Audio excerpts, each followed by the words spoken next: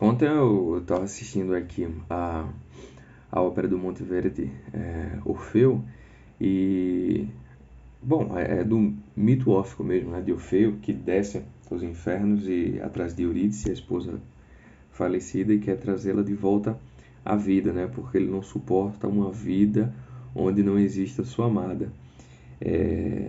Vê que coisa interessante, né? Vocês gregos são foda. É a grande arte e o que persistiu e chegou até nós dos gregos é um negócio assim, bicho, que não é brincadeira. Tudo ali tem um significado profundo e necessário para que o homem saiba viver a vida dele da forma mais correta, né? Afinal de contas, a educação grega ela passava também pela poesia. Segundo Werner Jäger, a poesia era em si mesmo o retrato de toda a sabedoria que eles tinham até aquele momento, aquilo que ainda não havia sido perdido, né?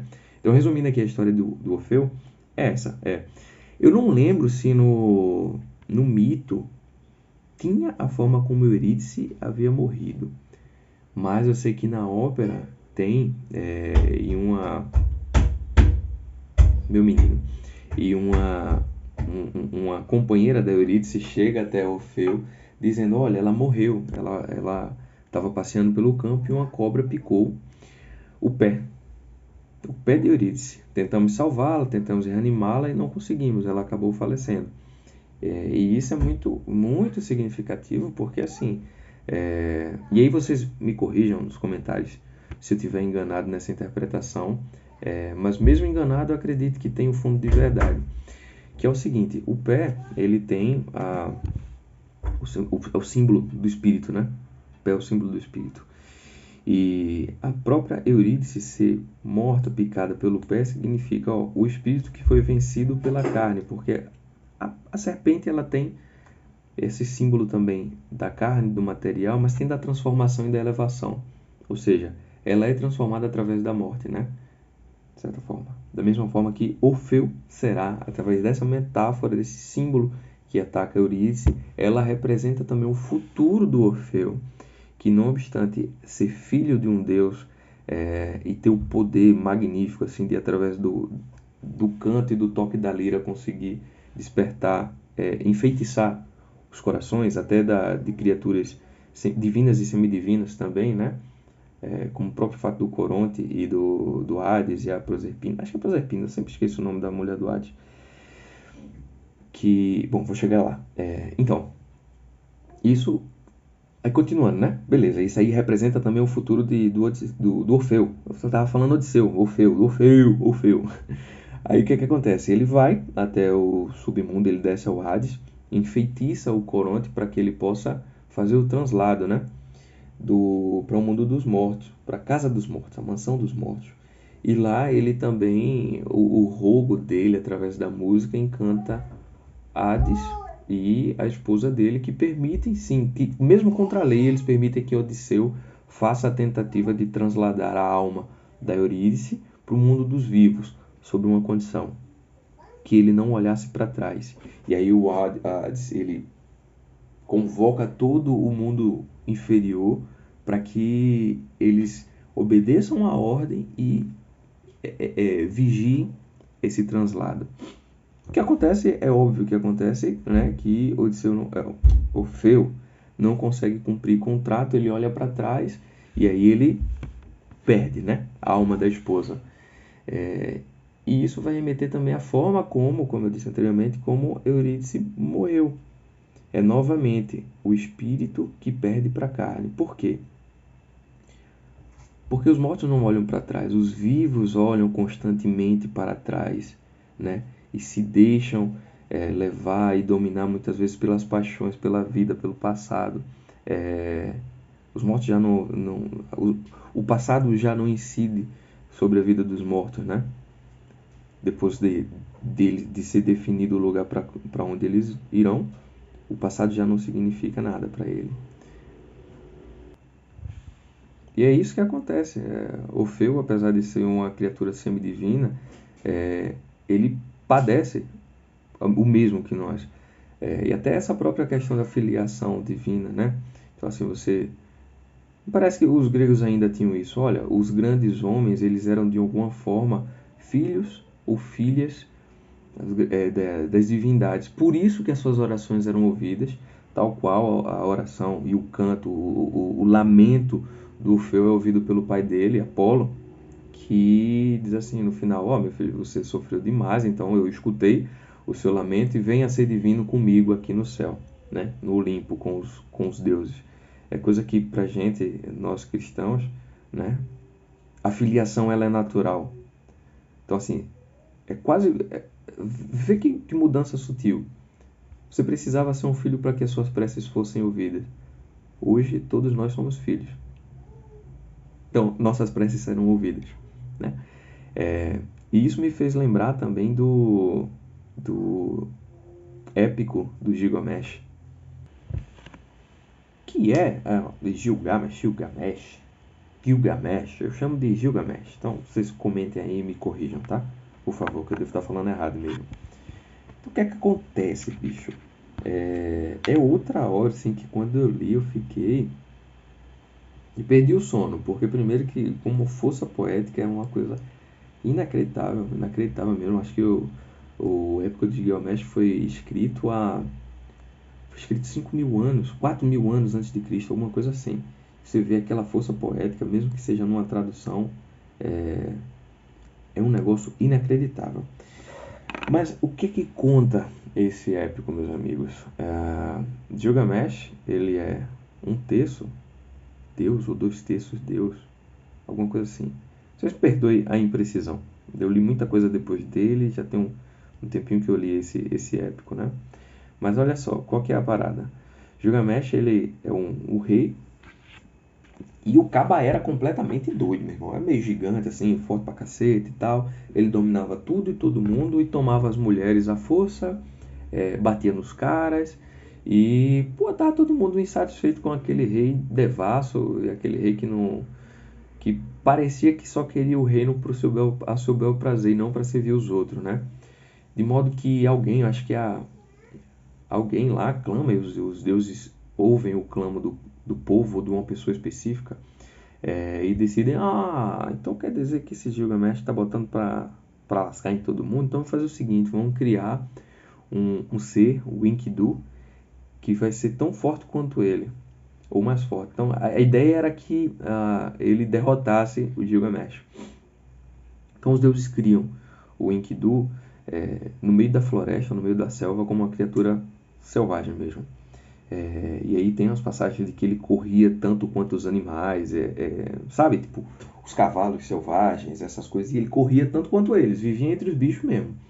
Até que esse Enkidu, ele é civilizado.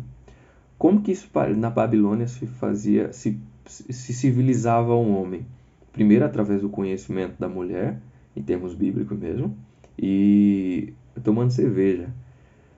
Engraçado, né? Tomando cerveja, algo tão comum a nós, mas para eles na verdade, um fator de civilizatório, né? A própria cerveja. Então, a criação, a produção e o aproveitamento dela. Então, é interessante porque ele passa por isso, conhecer a mulher, porque da mesma forma, como ele não nasceu de mulher, ele precisava ser civilizado, ser nascido de mulher, ele precisa, de maneira simbólica, passar pelo mesmo canal onde passa o bebê ao nascer. Então, coisa esquisita, mas algo altamente significativo. O que é que acontece depois disso? O Enkidu, ele chega na cidade, na Babilônia, e ele trava a batalha contra Gilgamesh. Uma batalha assim, feroz, sabe? E ele acabam empatando. E desse empate nasce uma grande amizade entre os dois. O Gilgamesh para de atormentar os outros e vive assim em amizade serena, tranquila e amável com o Enkidu. Tem alguns trechos que parece que eles chegaram a ser amantes, né? Mas eu não acho que seja o caso, não. Até porque Platão falava, né, que o ápice do amor é a amizade, e não no sentido sexual, nem nada do tipo. Mas olha só, depois disso, eles... a gente aqui, vamos fazer umas aventuras e tal, e eles decidem ir para uma floresta de cedros, que era defendida por uma entidade lá, quase como se fosse um pé grande, sabe? Tinha um pé grande assim, brabão, forte pra caramba. E eles precisavam destruir esse cara, agora eu não lembro. Precisavam matar esse sujeito aí, agora eu não lembro exatamente a razão. Mas fato é que o Enkidu sabia onde essa entidade vivia, porque ele andava feito como os animais, né? Como um animal e andava com os animais. Então ele sabia de onde esse monstro morava. Eles vão lá, matam o monstro, pegam o cedro, levam para Babilônia e tal, e faz o tema da construção, né? Acontece que depois de um tempo. Eu acho que eu lembrei, o Gilgamesh, ele tem o Enkidu, ele é criado porque ele foi proposto em casamento por uma deusa e ele recusou. Então a deusa disse, então você vai se arrombar na minha mão. Aí criou um Enkidu, né? Mas ela se lascou, porque, enfim, ele estava lá. Viraram amigos, né? O que é que acontece? Enkidu acaba morrendo numa luta também, acho que é contra um touro gigante, né? E ele acaba morrendo, o Gilgamesh mata o touro e tal, e fica naquela, porra, meu amigo, acabaram com ele, etc e tal. E ele entra numa profunda reflexão sobre o sentido da vida e sobre os atributos humanos, né? De modo que, uma informação que parece que surgiu do nada, mas é porque eu esqueci de falar, que o Gilgamesh é o rei, acho que é o segundo ou terceiro rei após o dilúvio. E como essa geração diluviana estava muito próxima, era sabido que existia o Noé babilônico, né? Que foi ele quem preservou a humanidade. Mas, no entanto, ele não havia morrido. Os deuses o haviam agraciado com a imortalidade. E ele vivia numa ilha, a ilha quase como uma espécie de ilha do sol, né? Então o Gilgamesh vai atrás desse, agora eu esqueci o nome dele, desse ser que ficou, desse humano que virou imortal. E o caminho é o traçado do sol, a linha do sol, o caminho do sol. Então ele tem que seguir. Aí ele passa assim, e ele anda e não anoitece porque ele está seguindo o sol. Até que ele chega nessa ilha, encontra esse cara, e o cara começa a contar a história dele, né? Você quer ser imortal, então você vai ter que passar por um teste. E lamentavelmente o Gilgamesh falha nesse teste, porque ele tinha que ficar dias sem se alimentar e dias sem dormir, e ele acaba dormindo. De modo que ele é mandado embora, e após isso ele recebe em sonho um Enkidu falando da... acho que... Não, e ele recebe em sonho o Enkidu falando de como é o mundo dos mortos, né? E assim, é um mundo onde não existe prazer, só sofrimento e tal, porque eles não tinham essa concepção do... Ou o sujeito era divinificado em vida, ou o sujeito estava lascado. A morte era o fim dos prazeres, o fim da alegria. Era uma existência subhumana, né? De sofrimento e lamento. Então, mas aí o Gilgamesh, ele entende tudo que se passou e ele é divinificado em vida. Da seguinte forma, ele é lembrado. Ele não vira um imortal, mas ele é lembrado por construir muralhas e cidades, ou seja, conter a civilização contra a natureza, contra a selvageria. E aí, bicho, primeiro que assim, é uma experiência poética estrondosa, assim, é uma coisa maravilhosa. Você lê esse épico, é um negócio assim assustador, porque é muito bom. Mas, como o que eu falei do Orfeu, ele tem também esse caráter de espiritual, né? De ascese e iniciático. O que é que acontece? Voltando e aí pensando sobre tudo que foi contado nesse épico, eu entendo que é um processo iniciático, tudo isso que passa o Gilgamesh. Vê só. Primeiramente, ele não passava de um cara abandonado aos seus prazeres, né? As suas vicissitudes e os desejos da carne. De modo que é necessário o controle e o domínio dessa para ele, no épico, vira uma entidade, mas para a gente é dessa parte humana descontrolada. Então, eis que o Enkidu surge selvagem para simbolizar que, olha, você precisa civilizar o seu lado animal. E às vezes é renascendo, né? seja pelo sangue, pela purificação ou a iniciação a uma religião. No caso dos babilônicos lá, a iniciação se passa por uma mulher, né? Mas pelo sangue também. Então, no cristianismo, nosso Senhor Jesus Cristo fez isso, né? Então, da mesma forma que nós nascemos, e esse símbolo é muito bonito, do sangue, o bebê nasce através da mulher, e ele nasce banhado em sangue, é o sangue de Cristo que vai nos banhar e nos fazer renascer. Nascer de novo para uma vida não só do corpo, mas para uma vida do Espírito, e do Espírito vivificado em nosso Senhor. Então os caras tinham essa crença também, ó, é preciso renascer. E eis que o Enkidu renasce e batalha.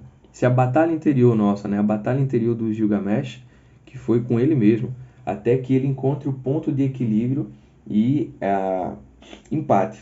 Tanto o Gilgamesh como o rei, e aí a gente pode dizer a mente e o espírito contra a carne. E não é que um domine o outro, porque o homem é isso, nós somos anjos, né? Então não há o espírito tem que prevalecer, não, a gente tem que viver no equilíbrio. O corpo, o espírito e a alma, eles se equilibram, é o que acontece com o Gilgamesh. Depois disso ele domina o mundo. O fato de dominar a natureza e matar o monstro e conquistar a floresta de cedros para o uso próprio, né? O cedro como uma madeira é nobre, né? Uma madeira nobre. Então eis que é isso, você para dominar o mundo e poder exercer uma função quase sacerdotal e real, você precisa antes dominar a si mesmo. E depois tem esse processo de conhecimento do limite humano, que é esse caminho do sol, né? Veja só, é o caminho do sol, e o que o Noé deles lá queria dizer para o Gilgamesh era que para você ser imortal, você precisa seguir o caminho oposto, é o caminho da lua. É o caminho da morte. Tanto é que as provas eram exatamente de morte. Você não podia dormir, você não podia comer. E o Gilgamesh falha, porque ele entende que a imortalidade se conquista em vida. Só que para o homem, a imortalidade perpassa o caminho da morte. Então, ele diz, olha Gilgamesh, essa prova aqui é o seguinte, se você vencer, fatalmente irás morrer. Mas é na morte que encontrarás a imortalidade. Ou, como eu, morri simbolicamente, mas a imortalidade me foi dada pelos deuses, né? Por Deus. A imortalidade nos é dada por Deus. E não há nenhum esforço humano capaz de conquistar essa imortalidade. E aí ele volta e ele entende isso, só que no épico ele não diz que entendeu. A narrativa só mostra que ele entendeu, tanto é que ele para de buscar essa imortalidade e ele se dedica a cuidar dos outros e cuidar da sociedade. Então, no mundo babilônico, os grandes reis eram aqueles capazes de construir civilização, né? E a civilização é o inverso da selvageria. Então, é aquele capaz de combater e dar um ambiente necessário para que as pessoas também sejam civilizadas, vivam numa civilização e não perdidas. É porque tem essa ideia também, né, da religião como a luz no mundo, e é contra as trevas. A religião e o povo significa essa luz convertida, essa treva convertida em luz. É isso, a selvageria é a treva. Eu acho que é isso, o vídeo já está com quase 19 minutos. Bom, é isso. Se eu deixei escapar alguma coisa, eu falo numa outra oportunidade. Valeu, fiquem com Deus e é isso.